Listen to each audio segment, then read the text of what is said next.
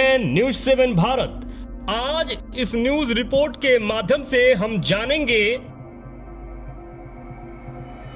कि बुद्ध धम्म के महायान वज्रयान परंपरा का जो मंत्र था ओम मणि पद्मे हम को पाखंडियों ने किस तरीके से भ्रमित करके और इसमें से ओम को किस तरीके से चोरी किया और इस ओम मणि पद्मे हम इस मंत्र का ओम निकाल कर किस तरीके से इसे शिव शंकर या सृष्टि के आरंभ से यह मंत्र चोरी करके किस तरीके से इसका रूपांतरण और परिवर्तन किया।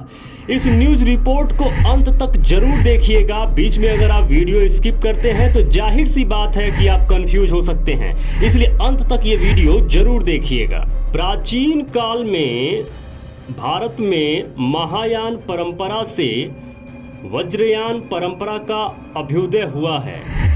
महायान परंपरा का आरंभ भारत में स्वर्ण काल के समय में हुआ था। इस वजह से उसका विस्तार एशिया महादेश के कोने कोने में पहुंच गया, परंतु वज्रयान परंपरा का अभ्युदय स्वर्ण काल के अंतिम चरण में हुआ था। इस वजह से इस वज्रयान का प्रभाव भारत के इर्द गिर्द तिब्बत लेह लद्दाख तक ही सिमट कर रह गया था। यह वज्रयानी परंपरा है।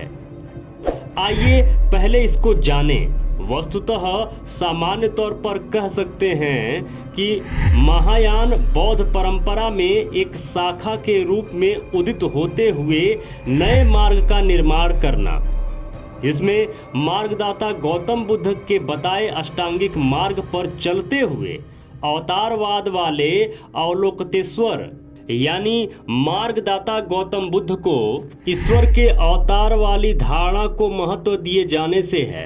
कुछ समय पश्चात ही इसी वज्रयान परंपरा से तंत्रयान परंपरा का उद्भव होता है। इस तंत्रयान परंपरा में विपश्यना जैसी लंबी साधना विधि की जगह पर सरल सुलभ उच्च टंकार युक्त ध्वनि वाले मंत्रों की साधना और जाप को प्रमुखता से स्थान दिया गया और ऊंची टंकार युक्त ध्वनि के साथ साथ कुछ मंत्र युक्त रचनाएं भी की गईं। इन सभी के उच्चारण से शरीर में कंपन उत्पन्न होता था, इसीलिए साधक कहते थे कि इससे काफी लाभ होता है, परंतु यह लाभ लोगों को हुआ या नहीं इसका तो पता नहीं चला। लेकिन पूर्व काल की स्वस्थ विद्या विपश्यना विलुप्त जरूर हो गई और उसकी जगह पर ऊंचे टंकार वाले तंत्र मंत्र का समावेश हो गया। वज्रयान, तंत्रयान और अवलोकतेश्वर बुद्ध। ऐसे तो अवलोकतेश्वर बुद्ध मूर्ति का निर्माण महायान से ही थोड़ा बहुत शुरू हो गया था, लेकिन भारत में अवलोकतेश्वर बोधिसत्व के बाद से महायान कमजोर पड़ने लगा और वज्रयान परंपरा मजबूती के साथ उभरती हुई 8वीं 9वीं शताब्दी तक संपूर्ण भारत में अपनी पकड़ बना ली थी। इसका परिणाम यह हुआ कि बौद्ध धर्म में अवलोकतेश्वर बोधिसत्व के रूप में असीम करुणा का रूप धारण कर जातक कहानियों के साथ रचनात्मक कहानियों की भरमार होने लगी, जिसका साक्ष्य आज आपको वज्रयानी परंपरा के अंदर बहुतायत मिलेगा। मार्गदाता गौतम बुद्ध ने हमेशा अपने आप को एक मानव के रूप में सबके सामने रखा था, लेकिन महायान के अंतिम चरण और वज्रयान के प्रथम चरण में उनको अवतार और चमत्कारिक बातों से जोड़ते हुए एक अलौकिक शक्ति का प्रतिरूप दिखाया जाने लगा, जिसे आज की ब्राह्मणी वैदिक परंपरा का प्रारंभ होना कहते हैं।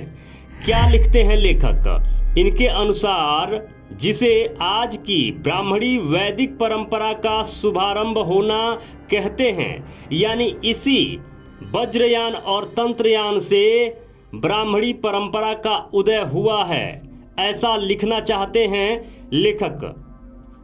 यानी अवतारवाद की परिकल्पना इसी काल से शुरू हुई। आज अवलोकितेश्वर बोधिसत्व की जितनी भी मूर्तियां प्राप्त हुई हैं उनमें प्रथम बुद्ध को कमल के फूल पर दिखाया गया है, दूसरे बुद्ध के हाथ में शंख और कमल के फूल के साथ दिखाया गया है, तीसरे बुद्ध की जो मूर्ति मिली उसमें उनके हाथ में वज्र और अष्टांगिक चक्र भी दिखाया गया है। लेकिन इसी अवलोकितेश्वर बुद्ध के बाद से भारत में बोधिसत्व शब्द का विकास ज़्यादा हुआ। बोधिसत्व यानी मार्गदाता गौतम बुद्ध की बताई गई 10 पारमिताओं का जो पूर्ण रूप से पालन करते हुए अपने अंदर मनोसात कर लेता है, उसे बोधिसत्व का दर्जा प्राप्त हो जाता है और आगे चलकर यह बोधिसत्व बुद्धत्व को प्राप्त कर लेगा। उस समय इस प्रकार की मान्यता बहुत ही प्रचलित थी, जिसका परिणाम यह हुआ कि इस मार्ग के अनुयायी भी बोधिसत्व की प्राप्ति का प्रयास करने लगे थे। आगे उन सभी के अनुयायी लोग भी अपने अपने बोधिसत्व प्राप्त लोगों की विभिन्न प्रकार की मुद्राओं में मूर्तियों का निर्माण करने लगे थे। जैसे हाथ में जल पात्र की मुद्रा, हाथ में कमल फूल मुद्रा, हाथ में वज्र शक्ति मुद्रा, हाथ में धम्म चक्र की मुद्रा, हाथ में शंख की मुद्रा, अनगिनत हाथ की मुद्रा, कमर से तिरछी मुद्रा, गले से मुड़ी हुई मुद्रा, नितंब से तिरछी मुद्रा। इस प्रकार की मूर्ति को आप देख सकते हैं, आपके स्क्रीन पर दिखाया जा रहा है। इसके बाद से ही बुद्ध और बोधिसत्व की मूर्ति में आज की ब्राह्मणी संस्कृति की देवी देवता वाली बनावट की झलक देखने को मिलने लगी थी। इन्हीं मूर्तियों को बदल कर कन्वर्ट करके या अपना कहकर वैदिक संस्कृति या फिर हिंदू धर्म के देवी देवताओं का निर्माण हुआ।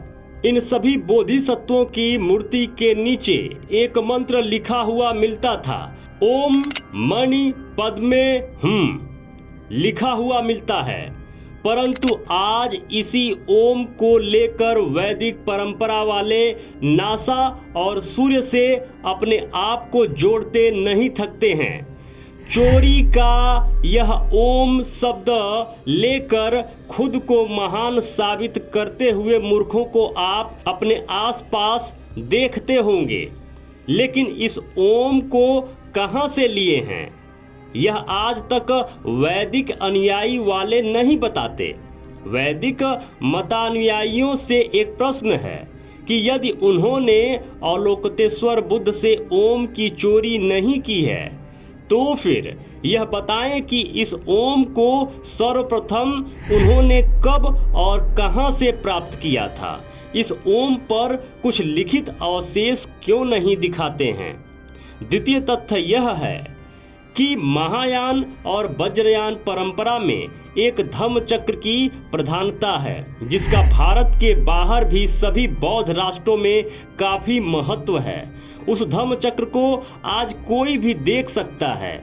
उस पर भी हर राष्ट्र की लिपि भाषा ओम मणि पद्मे हुम लिखा मिल जाता है। वहाँ की अपनी भाषा में यह मंत्र मिल जाता है।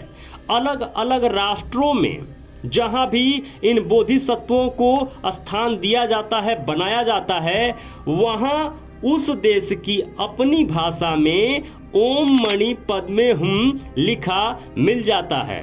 और भारत में इसी ओम मणि पद्मे हुम को चोरी करके ओम को निकालकर इन पाखंडियों ने कैसे लोगों को भ्रमित किया कि यह सृष्टि के आरंभ से है, जबकि यह बुद्ध धम्म के महायान के वज्रयान परंपरा से लिया गया है। उस समय ऐसी मान्यता थी कि ओम मणि पद्मे हुम लिखे गए धम्म चक्र को जितनी बार घुमाओगे उतनी बार इस मंत्र के जाप का फल मिलेगा। इन्हीं सब मंत्रों की शक्ति वाली मान्यता से आगे वज्रयान से तंत्रयान यानी शाक्त पंथ यानी शक्ति की उपासना वाले संप्रदाय का उदय होता है।